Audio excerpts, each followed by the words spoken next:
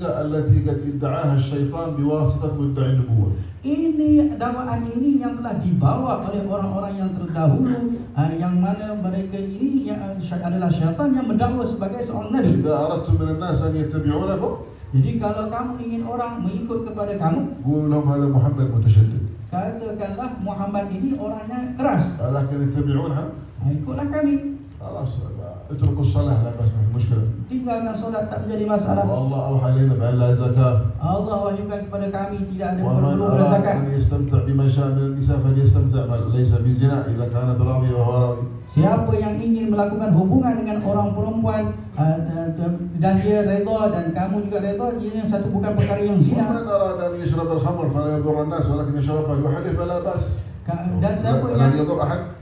siapa yang ingin minum arak, janganlah sampai memudaratkan kepada orang lain, minumlah seorang-seorang. وهكذا فتن الناس. Begitulah manusia terfitnah. دعوة مسيلمة الكذاب الذي ادعى النبوة نفسها هذه.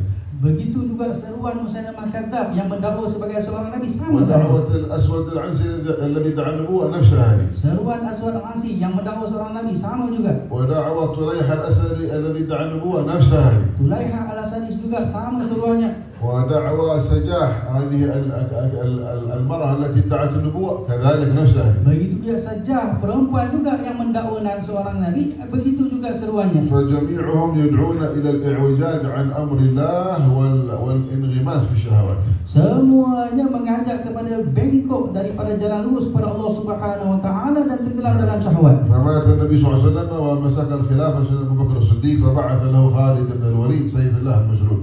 Lalu setelah wafatnya baginda Nabi sallallahu alaihi wasallam dan dilantik Sayyidina Abu Bakar untuk menjadi khalifah, Sayyidina Abu Bakar menghantar Sayyidina Khalid Al-Walid. فقاتله سيدنا خالد قتالا شديدا. Lalu Sayyidina Khalid memerangi mereka dan membunuh mereka dengan pembunuhan yang begitu dahsyat sekali. حتى هرب من قبيلة بني أسد. Sehingga dia keluar lari daripada kabilahnya. فترك ماله وترك زوجته وترك أولاده ولحق بشام. Lalu dia tinggalkan hartanya, anaknya, istrinya dan dia pergi ke Syam. وانقطعت أخباره فاختفى. Dan terputus berita tentangnya dan dia bersembunyi. ولا يدرى أمات أم قتل أم مات. Lalu tidak tahu sama ada dia dibunuh atau apa yang berlaku kepadanya. وخملت فتنته. Dan juga hilanglah, terpadamlah وعاد fitnahnya. الصحابة إلى قبيلة بني أسد.